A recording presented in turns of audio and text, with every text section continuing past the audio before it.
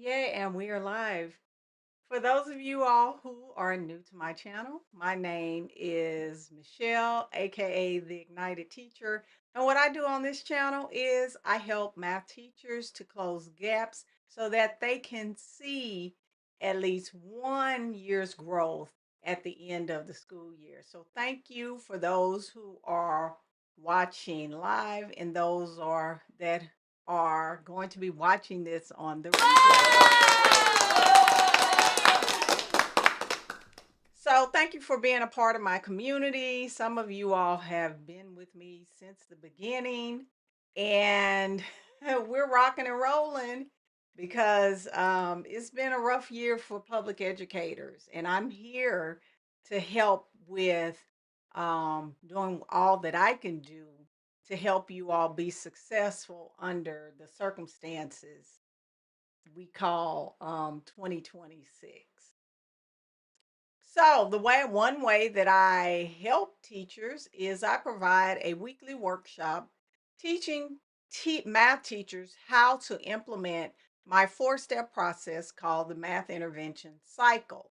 I had one about 5 days ago, as you can see on the screen.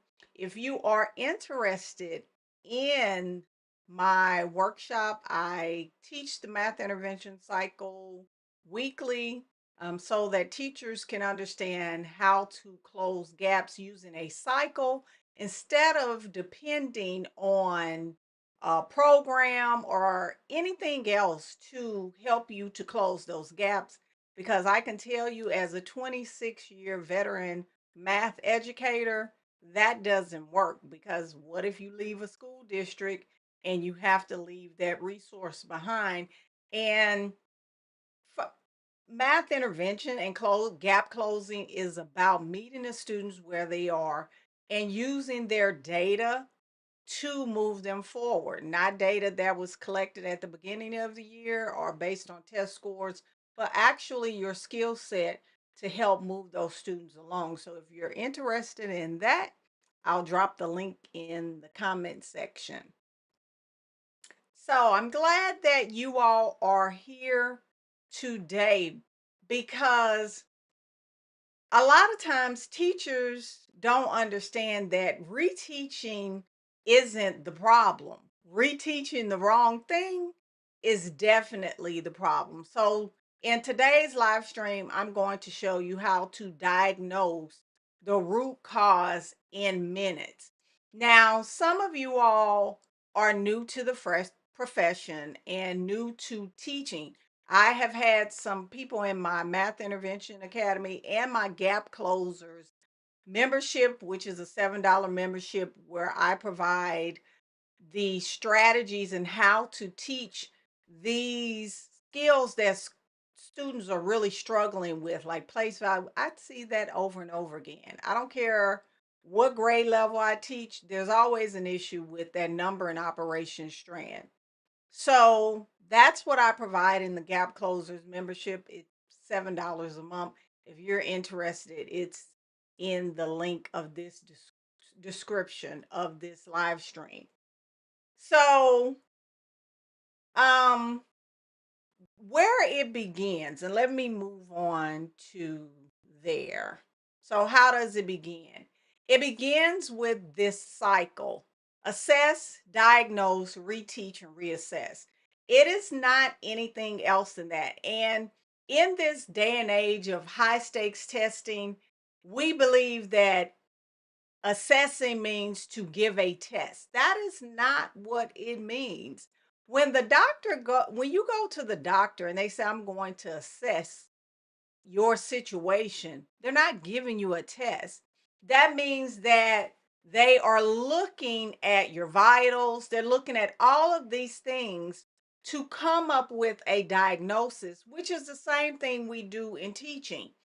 Some of the things that we look at are a student's attendance history. We look at how many have they been retained before.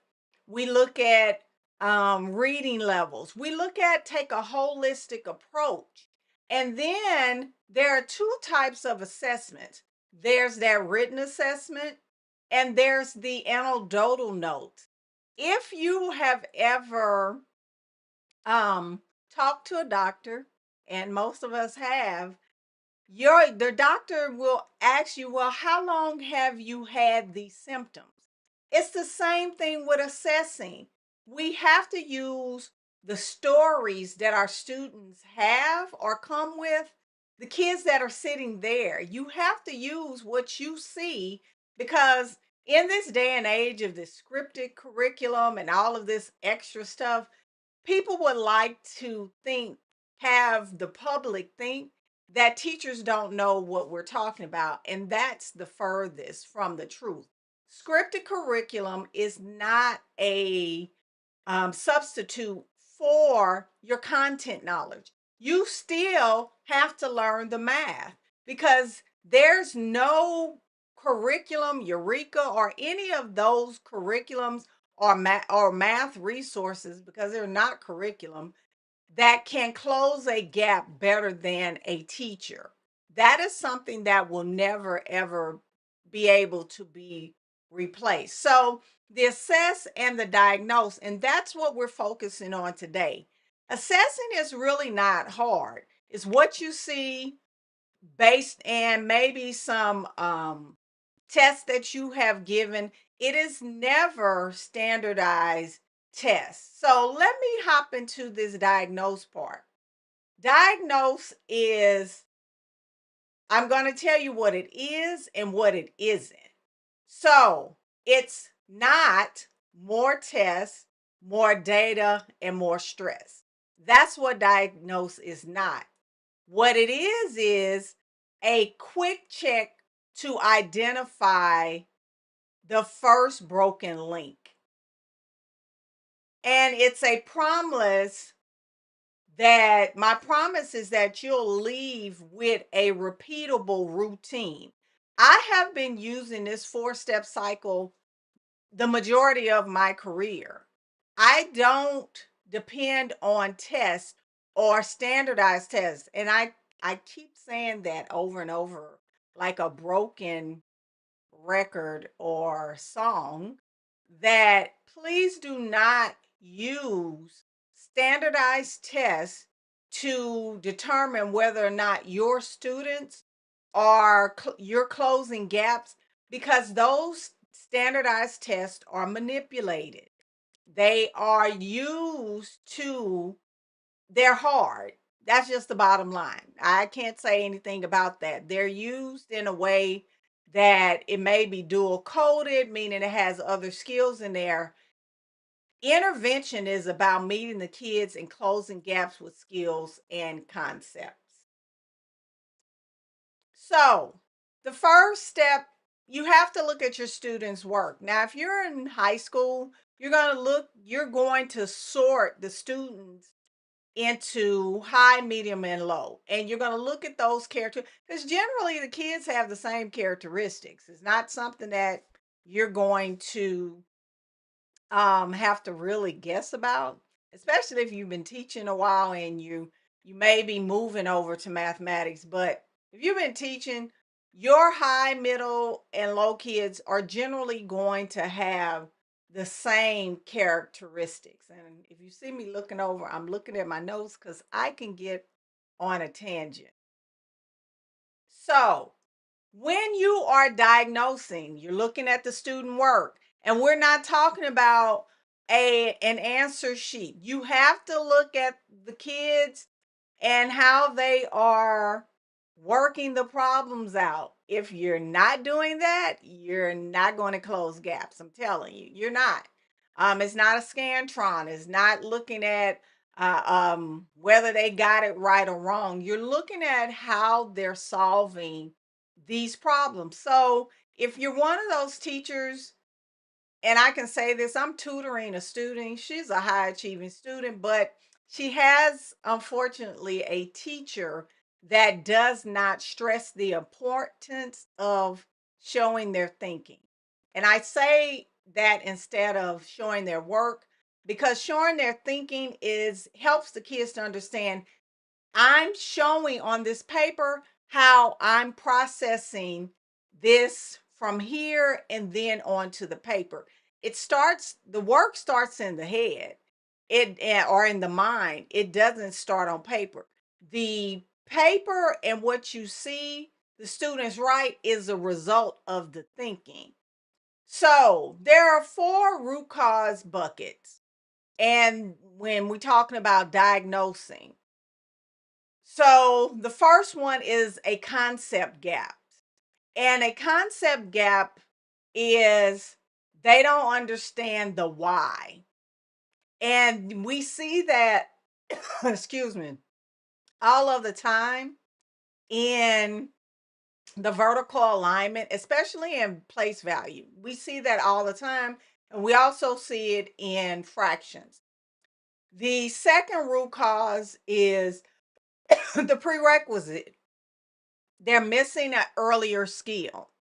A lot of times with the concept gap, you may see it at grade level. They don't understand the concept. In intervention, let me get some water. Oh, Jesus.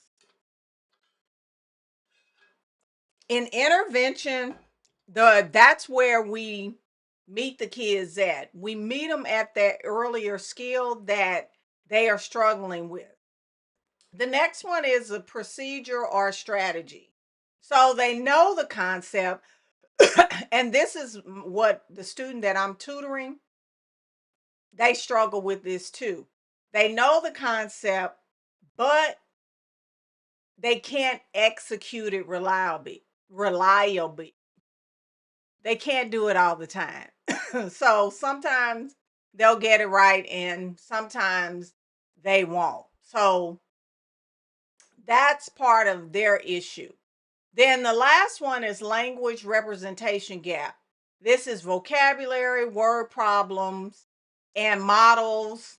They don't understand the language of the mathematics, the models. A lot of your high achieving kids that you may see struggle, they are algorithm junkies. And I say that affectionately, meaning that they want a quick fix and they want it done quickly, and they don't like models, which is the same issue that the student that I'm tutoring, they have that same issue. They don't like the models because the models make them slow down and think and come up with deeper understanding of the concept and skill. That algorithm is quick and it lends itself to the type of things that they like.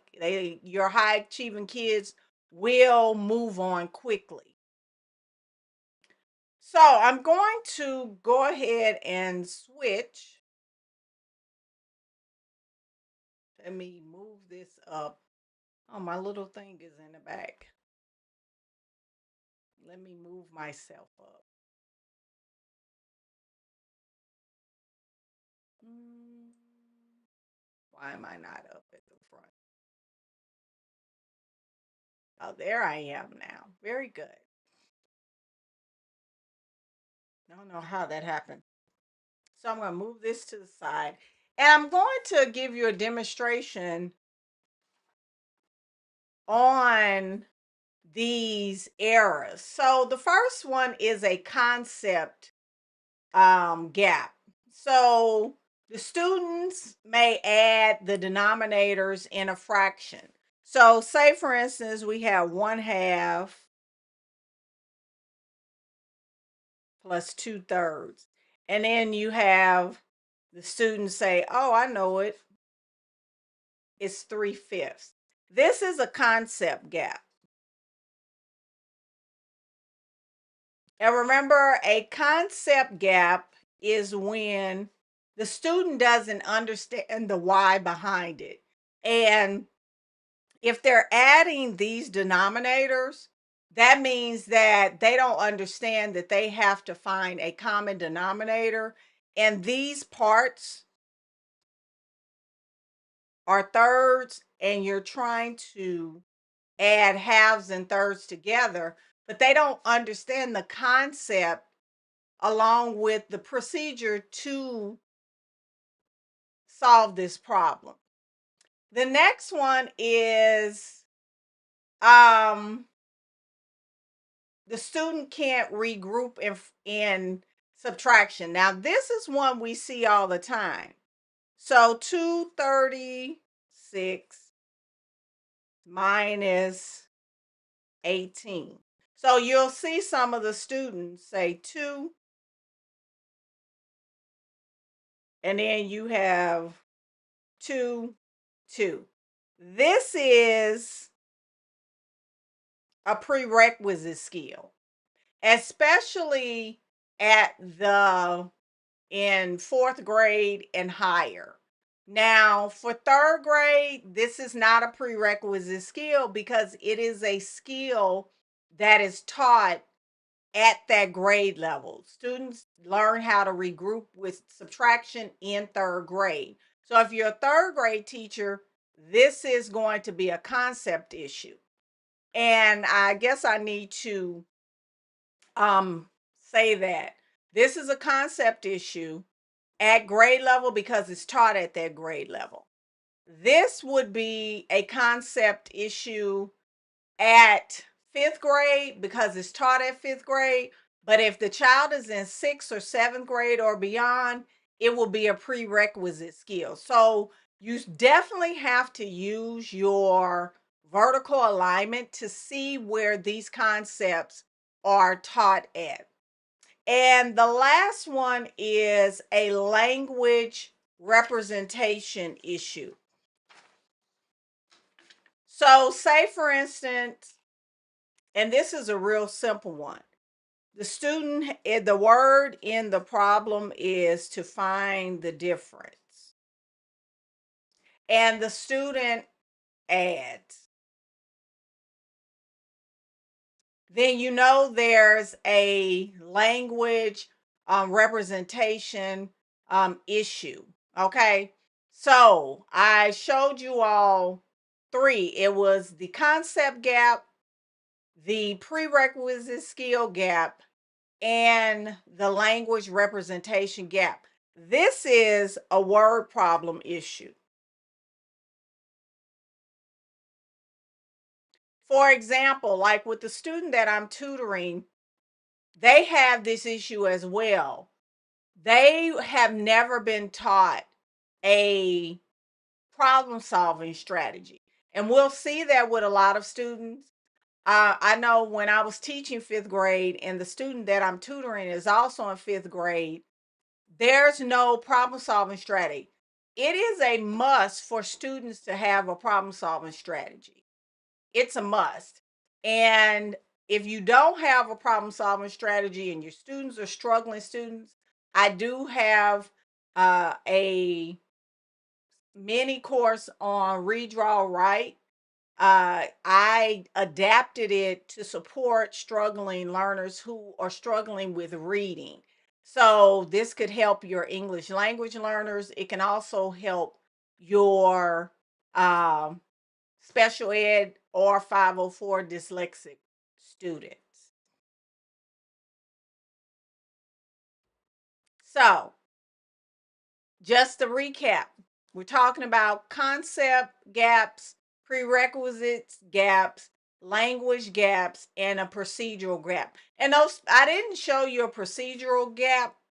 Procedural gaps are when they are multiplying the four operations, multiplying, dividing, adding, subtracting incorrectly.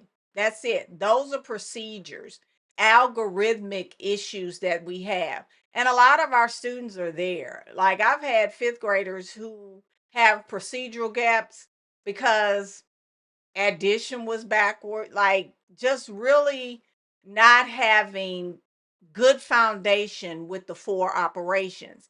And that can go back to a concept issue. A lot of times when my students struggled with addition, the four operations, it was always an issue with that foundational understanding of regrouping. So I've always had to go back and redo those types of things.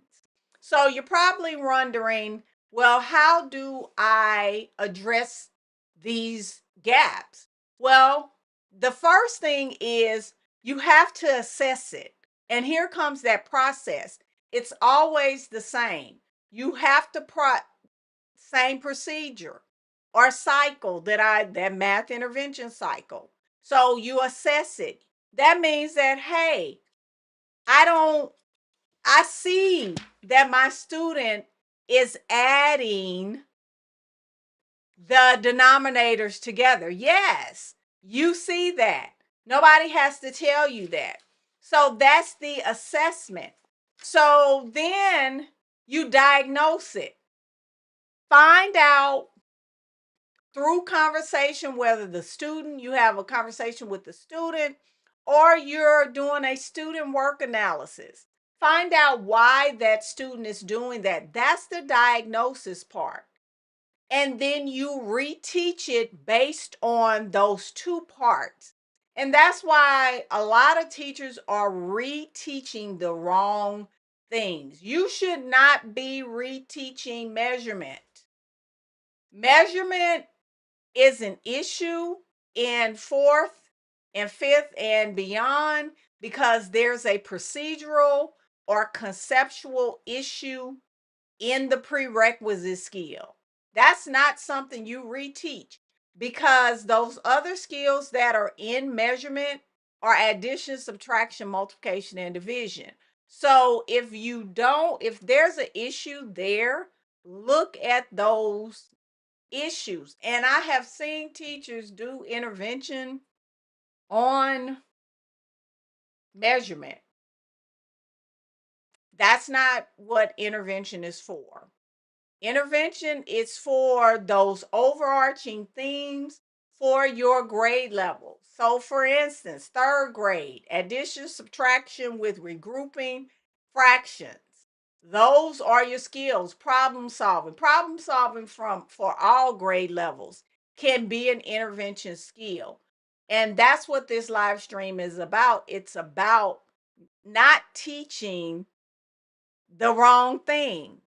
If you are geometry, that's not your intervention skill. What you can do with that for geometry, use your technology resources.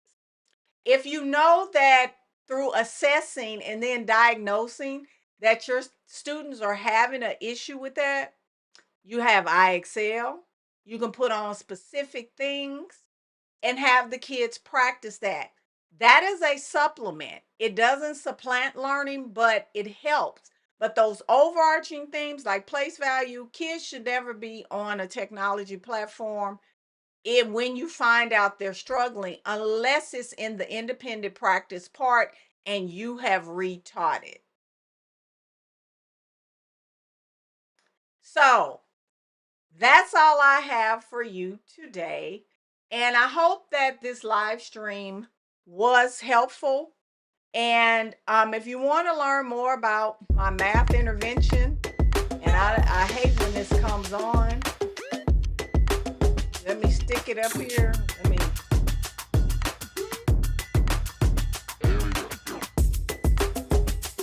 Trying to get yeah, I'm glad that went off. So I don't know why I can't ever Grammarly now uses AI to help you write, not just revise. Type a prompt and generate a persuasive... If your students are all of that, I have a playlist. So if you're interested in learning more about the math intervention cycle, there's a playlist on my profile that you can go to. And it starts with math students stuck. Here's what teachers get wrong. And it's a 4-part series. I'm working on the 5th part of that series. So after this, if you're interested in learning more about that, look at that playlist.